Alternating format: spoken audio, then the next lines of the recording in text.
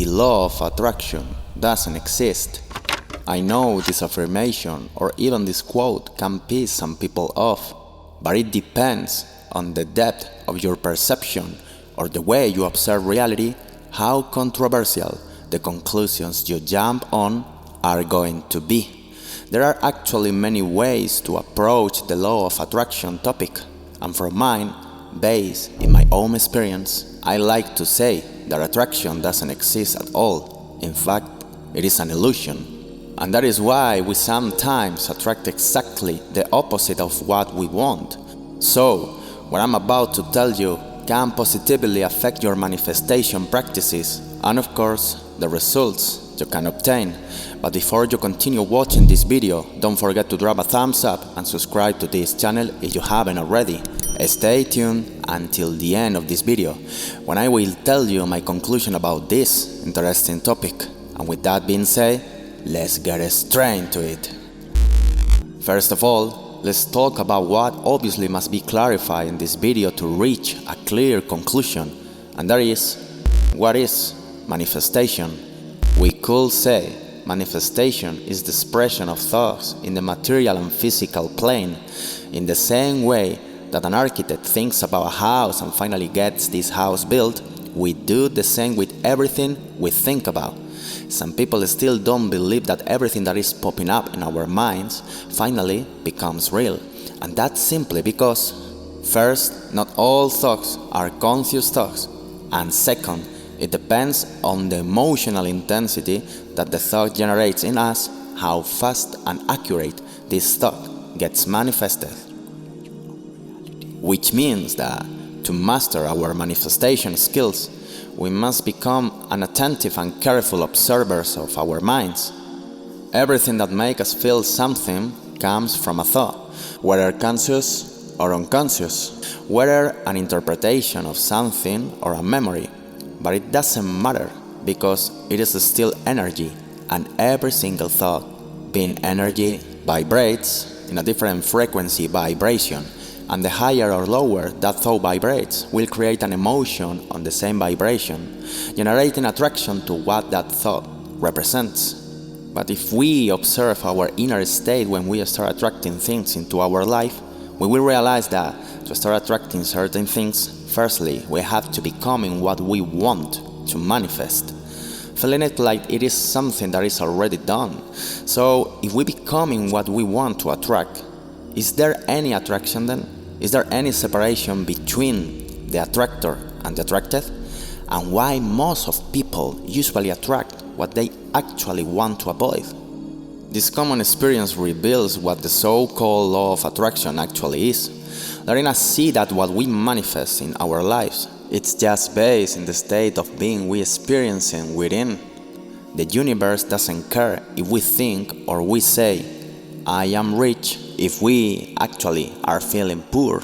And if we are feeling poor, it is just because all the subconscious thoughts that conforms all our essential ego programming are saying, I am poor. But because that is happening in our subconscious mind, we are not being aware about it. So when we try to think that we have a lot of money, we don't feel it. And then, if we stop trying to think about our wealth, we will realize that our mind, on an unconscious level, starts to replicate these negative thoughts that are attached to our subconscious.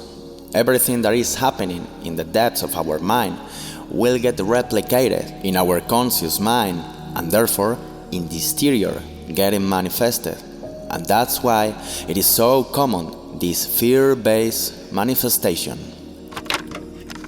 The fear to manifest, the opposite of we actually want to manifest. And when these fears appears in our state of being, when we are trying to manifest something specific, it is because we still have something to fix and transcend of ourselves.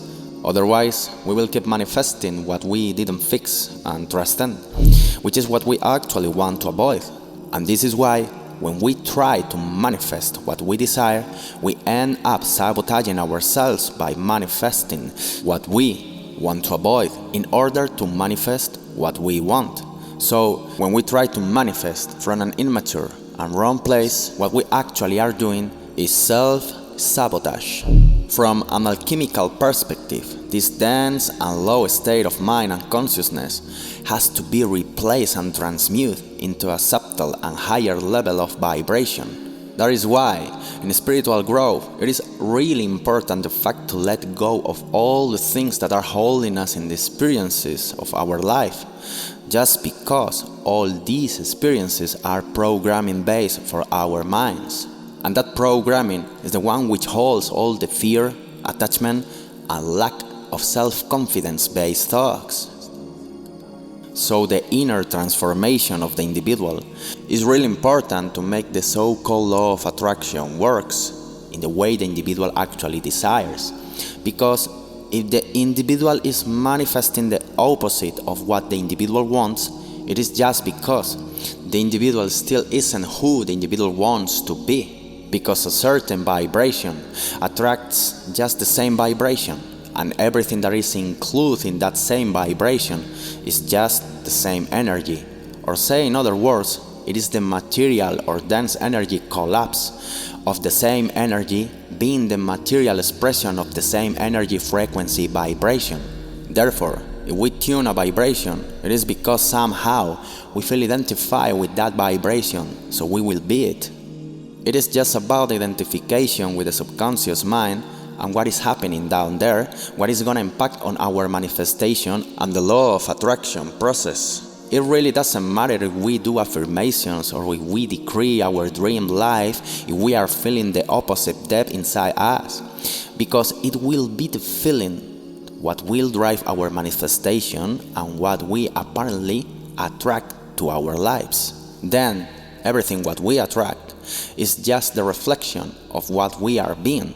We must take accountability for our inner state of being, and manifestation practices are actually a good way to check on us through the reflection of ourselves in the exterior and in what was already manifested. So, the conclusion of this video is that what we attract is basically what we are being. Same energy frequency vibration expressed through creation. There is not an attractor and something that is attracted if we observe it from a higher point of view, when singularity is just the origin from which emanates what we perceive as separate things.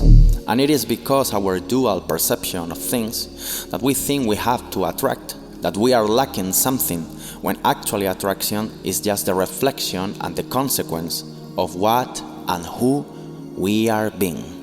And the ones who transcends the perception of separation and starts to see the truth of oneness realize that there is nothing to attract, but on the contrary, there is a whole to be. So the one who is capable of moving from the state of separation to the state of oneness is an alchemist.